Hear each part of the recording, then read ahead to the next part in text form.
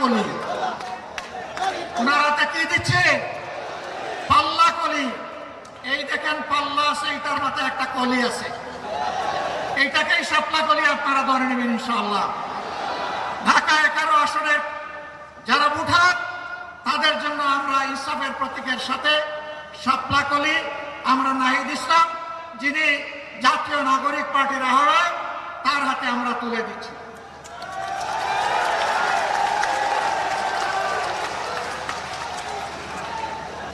একটা হাত উঠাচ্ছে পরিবর্তনের আকাঙ্ক্ষায়, ঘুরে ধরা রাজনীতির কাঠামো পরিবর্তন করার আকাঙ্ক্ষায়। জনগণ মুখী আছে, এই জন্য জনগণ গণভোটে হা বলবে ইনশাআল্লাহ। আপনারা কি হা ভোটের পক্ষে লড়াই করে যাবেন?